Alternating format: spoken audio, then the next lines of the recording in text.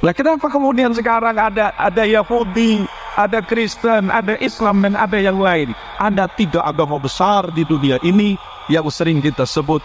Kalau kita mengacu kepada 3 agama besar ini, mulai dari Yahudi, kemudian Kristen, dan yang paling terakhir adik bungsu namanya Islam.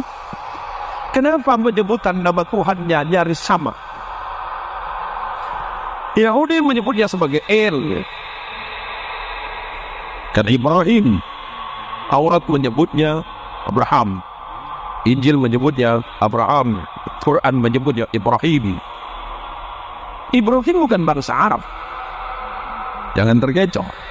Ibrahim itu bukan bangsa Arab. Kalau Ibrahim itu bangsa Arab, berarti bangsa Yahudi juga Arab. Bukan. Ibrahim itu berasal dari Mesopotamia, yang kemudian sering kita sebut sebagai Irak hari ini, atau dulu sering kita sebut Babilonia. Ibrahim lahir di satu tanah yang bernama Kaldania.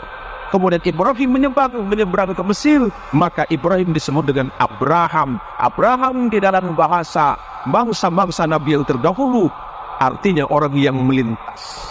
Apa yang dilintasi? Gurun. Ibrahim menikah dengan perempuan Mesir yang bernama Sarah, melahirkan anak laki-laki yang bernama Ishak. Kemudian Ibrahim menikah lagi dengan perempuan yang berasal dari Palestina. Injil sering menyebutnya Kanaan atau Filistin.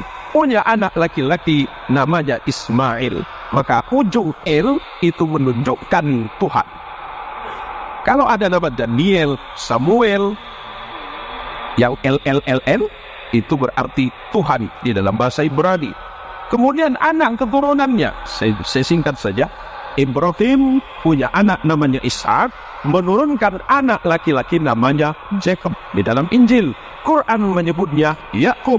Kemudian Allah menyebutnya Israel. Injil menyebutnya Israel. Ezra artinya kekasih, El artinya Tuhan, karena Yakub adalah kekasih Tuhan atau kekasih Allah.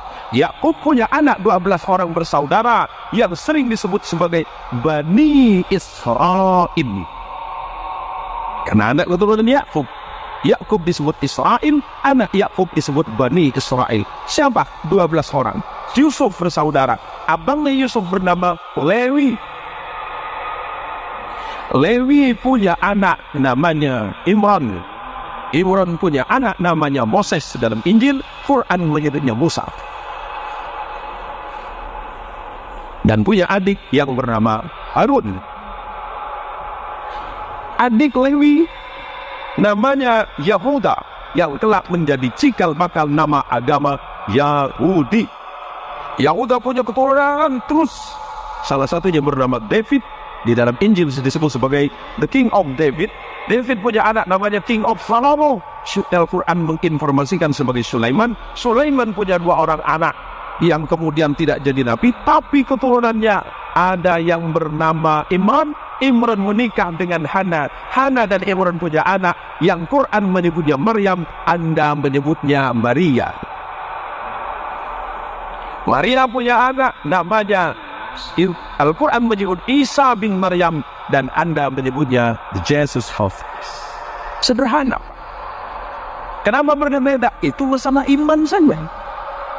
Hari ini kita tidak sedang mempertentangkan iman, tetapi bagaimana kemudian kita merajut perbedaan-perbedaan yang ada untuk menjadi sebuah sumber kekuatan bagi semua bangsa besar yang bernama manusia. Lebih-lebih kita adalah bangsa Indonesia yang luar biasa. Tepuk tangan untuk Indonesia, Pak.